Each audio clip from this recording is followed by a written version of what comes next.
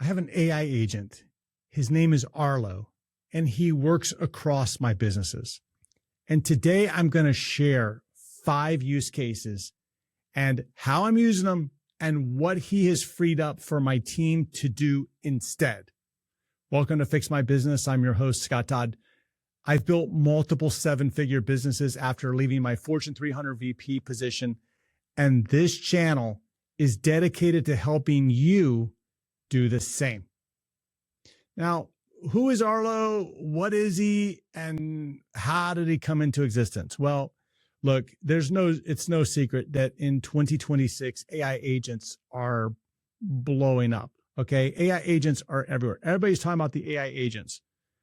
And it's almost like a race to see how many AI agents you can have. And I have a couple of them, but I want to tell you about Arlo because he is my first and most loyal AI agent, if that thing exists. Okay.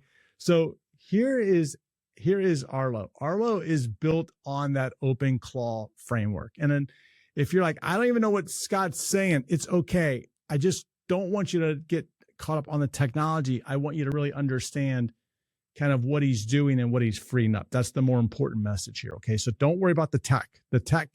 We can find people to help with the tech if that's not you, and that's okay. So how did his name come into existence? Well, his full name is Arlo Zephyr. Interesting name. AZ, Arlo Zephyr is his initials. And the way that Arlo came into existence is like, I needed to give him a name. I needed some way of calling him, referring to him, to give him some sort of like some image in my brain of how I could work with him. And really his name was just asking my wife, like, hey, I got this AI agent. What should we name him? We brainstormed some names and she liked Arlo. And I was like, Arlo it is. So that's how Arlo came into existence. I wanted to give him a last name. Why? I don't know. Look, I grew up in the late 70s. I grew up in the 70s, 80s, Cabbage Patch Dolls. My sister had a Cabbage Patch doll. You could name the Cabbage Patch Dolls. Is this the new Cabbage Patch doll? I don't know. So I gave him a last name. His last name is Zephyr. And it's just basically my office is in the city of Zephyr Hills, Florida. And guess what? Zephyr. I thought it was kind of cool. So isn't that cool? That's how his name came into existence. Now, one of the things that I think that separate people that are using AI agents is in the way in which they think about their agent. Because I think the way that you think about it changes the way that you use it. So let me give an example. I know that some people just look at AI and they look at, their AI agent and they think, oh, this is just another tool that I use. And that's fine. I like to think of them as a team member. And there's not a right or wrong way to think about an AI agent. But when I think about him as a team member, now I'm thinking and approaching his onboarding in a different way. See, to me, I think that most people, when they think about something being a tool, they think that that tool is already ready to use. So look, if I pick up the hammer, because that's a tool, I'm going to pick up the hammer and I'm going to use the hammer. I don't need to train the hammer to do the hammer's job. Okay, so tools are just things that you plug into. But when you think about an AI agent more as a team member, where there's going to be an onboarding period and it's going to be terrible in the beginning and it's going to be not what you expected and it's not going to be any fun. A team member gives you the right mindset in order to onboard them correctly. And the way that I have onboarded all of the agents that are kind of in my company is I treat them like a new employee. I feed them information. I teach them things and I kind of ease into this. So I try to write material processes that can kind of help them to do the work. I watch it where their limitations are. I either modify it or I pull in a human in the loop, important piece, when we're talking about the AI agent not being able to do some of the things that I want it to do. Technology and automation in a business is this blending of humans and machine. Let the machines do what it can do best. Let the technology do what it can do best. So what are the 5 use cases? Simple. Number one use case. And I think that everybody that has an AI agent probably uses this one, and I'm no different, is my morning brief. Now, here's what used to happen is I used to be like a lot of you where I started, you get these credit card notifications like you've made a sale and you're like, yes. And then all of a sudden you get more and more and more of them and it's a fantastic day. And then guess what? Then you start obsessing in your email looking for that hit. Like, oh my gosh, did I make any money yet? Did I make any sales? How many of you are still looking at your email constantly? And then you're disappointed when you don't have a notification that you made a sale or collected some money. It's a hit. And I got tired of that. So what I did was I shut down all those notifications. I was like, you know what?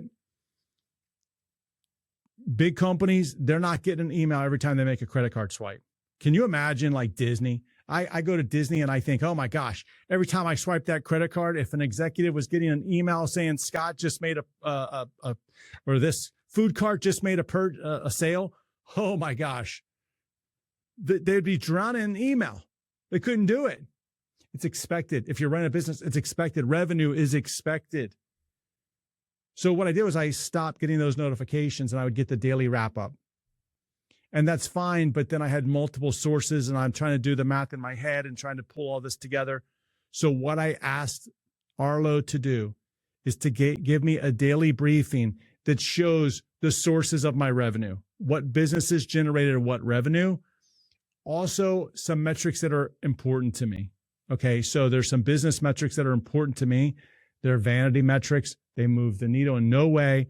But instead of me obsessing over it and looking at it throughout the day, I just said, you know what? I'm going to get it tomorrow. And he delivers me the vanity metrics that I hate looking at anyway. So it's this morning brief, but Arlo also has become this expert in this material, knowing what their credit card transactions are, being able to answer my questions. See, that morning brief kind of gave them access to that data. So if I have questions about, hey, did somebody pay? Or, hey, what about this? Arlo will surprise me now if he's working on other things because he knows that he has access to the credit card data, and he will come back to me and say, oh, by the way, this is wrong because, or this is right because these people paid. Wow. Okay, that's kind of cool. Thank you, Arlo. Use case number 2 is email distribution. And I have a couple of what I would call email distributions where I want emails to go out on a specific time. And the way that it used to work is I would have an employee who would go into, let's say, kit.com or activecampaign.com, where we manage our contacts. And they would schedule, the human would prepare the email and schedule it. Okay.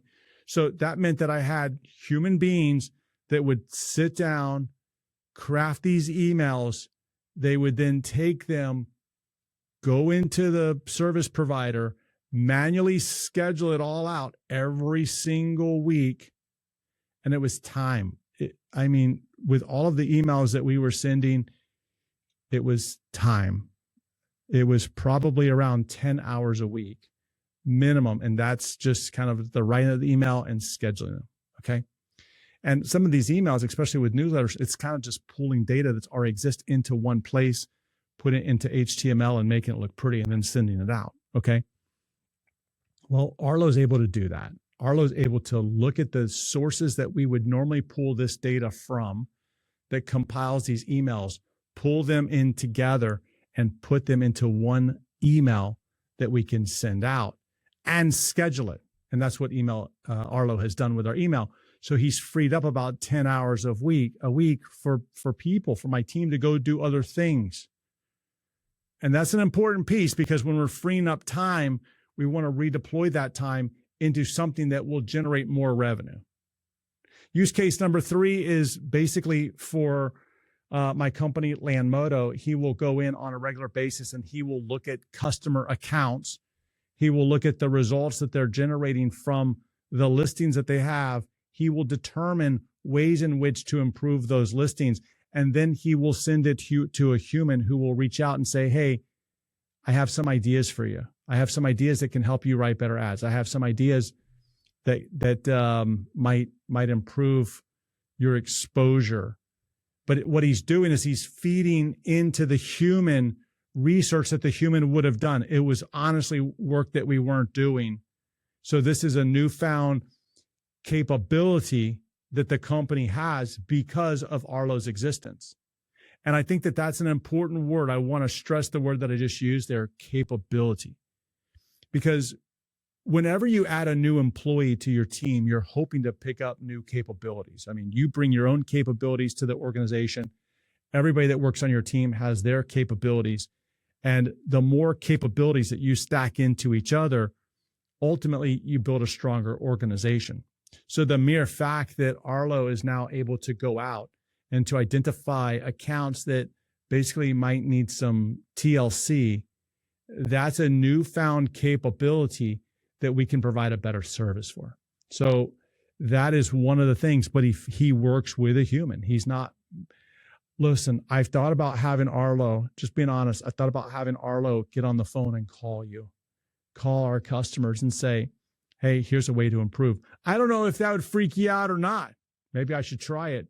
But that does lead me into use case number 4, which is phone calls. I'm messing around with Arlo on phone calls, and he's okay. He's not bad. At the same time, it can be a little frustrating talking to an AI. I mean, I called to a restaurant the other day to place an order, and I wanted something specific. I wanted to kind of let them know of a food allergy or a special request, not a food allergy, a special request. So I called in and I asked, like, place it to go order, please. The next thing I know, I'm talking to an AI agent, and I'm like, this is not going to work. So then I asked for a human. Well, then I get a human. Okay. So we all know that AI is not necessarily the greatest experience. It cuts you off. It doesn't have that human intuition yet. I'm sure that it will come. But, you know, one of the use cases that I have been testing out and trying is anything that has to do with making phone calls or receiving phone calls. And ultimately, you know, back in the day, I remember when before the internet, way back then before the internet, you would drive down, you know, streets and look for homes for sale, and they would have phone numbers on the signs. And the phone numbers on the signs were specific to that house, and you call and it would give you all of the data around the house, all of the listing data. Now, look, the internet has replaced that. But what Arlo is testing for me is ways in which we can kind of take some of these inbound calls from customers to relieve the human in the loop. Is there things that Arlo can deal with, like simple requests such as, hey, I'd like to, change a credit card that I have on file. No problem. Arlo can capture that information. Even if he doesn't tie into the systems yet, he can capture that information and then he can give it to the human in the loop. But look, this is early. I don't love the results, but it's early. Okay. It will get better. I have no doubt it will get better. The 5th use case that I have Arlo using for me in one of my businesses is essentially cold email outreach. Now, this business is a B2B company. And what Arlo is doing is Arlo is identifying 20 to 30 potential leads a day. And what he's doing is he's doing the research to explain why he believes this is a fantastic connection with my company. And he's feeding the leads. He emails the leads to my sales team, who then takes that, reviews it, and then he turns around and they will send out the email. Sometimes they'll modify what Arlo says. Sometimes it's like good and they send it, but the human in the loop is the review. And that is a temptation. The temptation is to just turn these AI agents loose and let them go crazy. But I want to caution you. I want you to remember, you have to have the human in the loop. It's cutting edge. It's modern.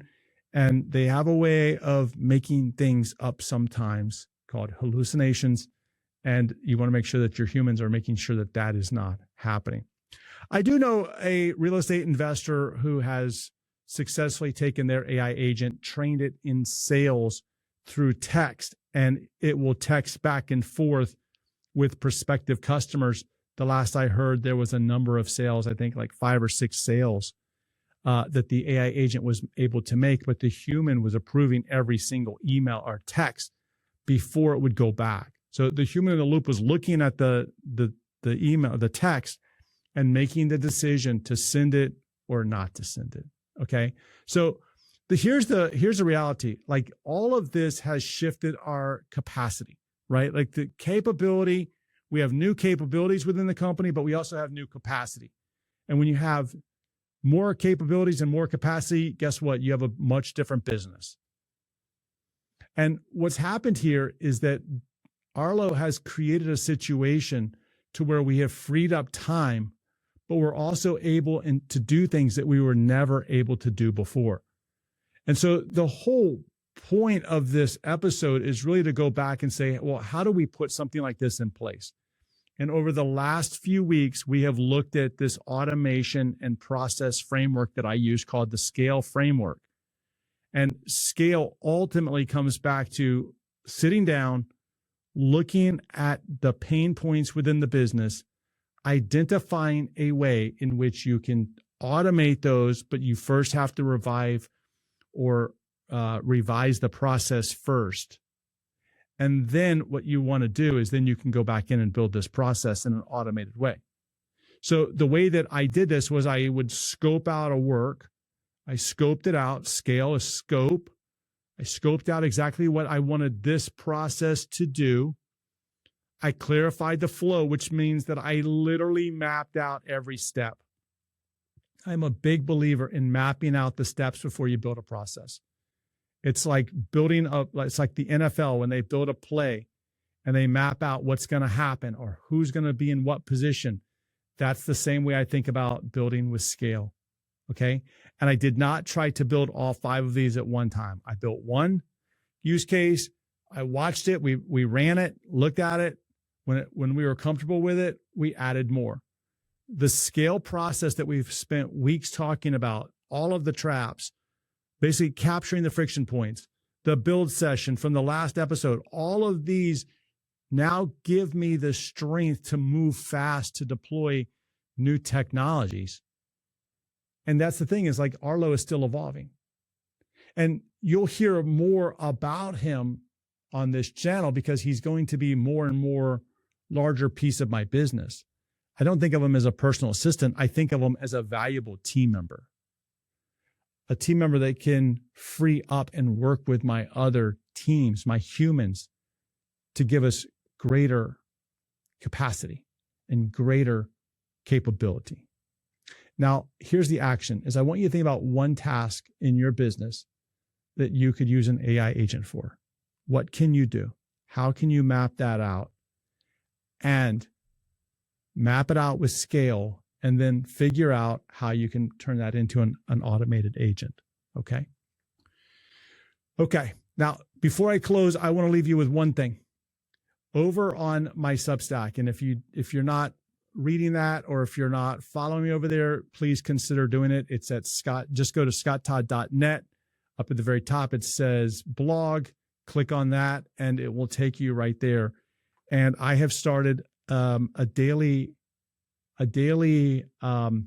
micro parable where I introduced this character called Edward. And Edward is a composite of every business owner I've ever dealt with and the challenges that you are probably facing. And every day there's some lesson there that I'm writing so that you can look at your business in a whole new way. And it's that challenge of that delicate balance between knowing what to do and then the emotional decisions that we all carry as business owners. And I'd love to have you along with Edward's journey, because it's also your journey. All right. So head over to scotttodd.net. Just click blog at the upper corner up there, up at the very top. And I will see you in our next episode.